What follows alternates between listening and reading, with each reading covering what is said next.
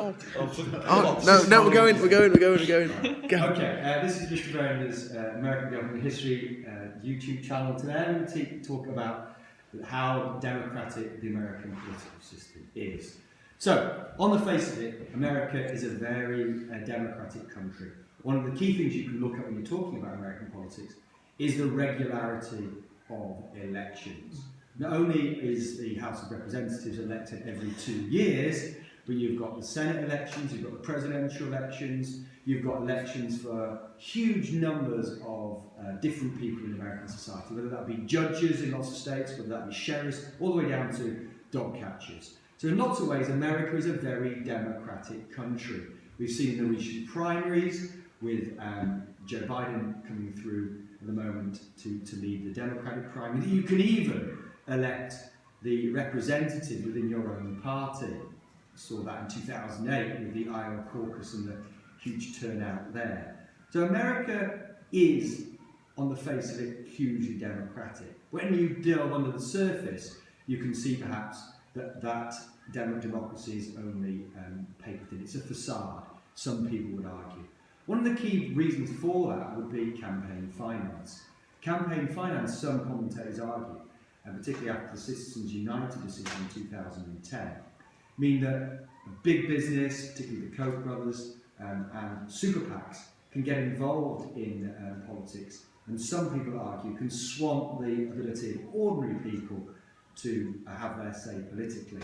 Because that decision basically said that free speech, money is free speech, and that corporations can set up these super PACs. These super PACs are supposedly independent of the candidate. We've seen lots of times that isn't true. So campaign finance, if you're on the liberal side of the debate, could undermine American politics in terms of its democratic legitimacy.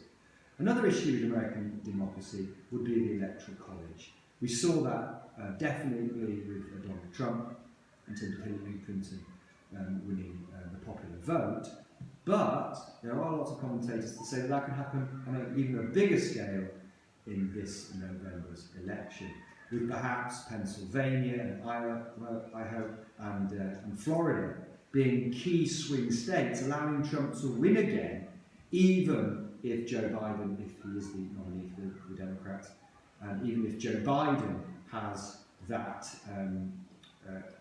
wins the popular vote.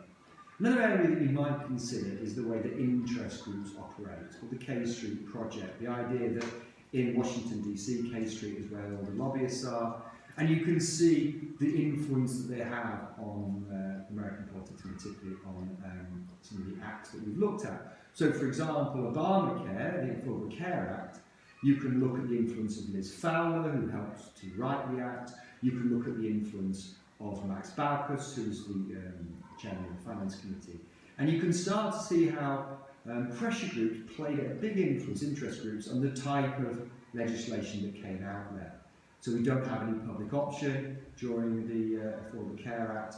We have a situation whereby the government are not allowed to compete, and so therefore the interest groups, those health interest groups, are able to get huge numbers more people signing up for their health care, but don't have that competition. And the reason for that is that American politicians need the money. Now, they need money because the regular elections that we talked about earlier on, but also they need money to compete against each other, because if they don't accept money from interest groups, well, somebody else could either primary them out or they could be defeated.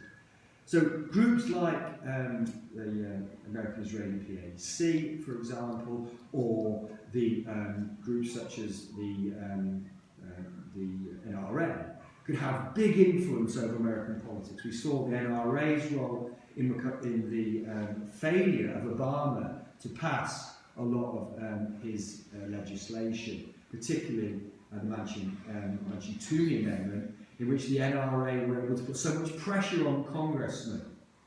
So America is a democratic country, but its democracy has been undermined from within. Now, in recent times, we've seen a criticism within American society of democracy being undermined from without. So we're talking about Russian interference in the last presidential election and the way in which America was perceived to have lots of influence in terms of people from Russia backing into that election. But it doesn't seem to me that Americans get particularly upset about American democracy being undermined within America. And I think some of the key issues in American politics at the moment, particularly people like Bernie Sanders, is how America can get back to a system whereby corporations don't play such a big role in American political situation. Individuals feel more democratised in terms of the way that they can get involved. And until that is the case, American democracy is certainly on a very, very, very dodgy ground.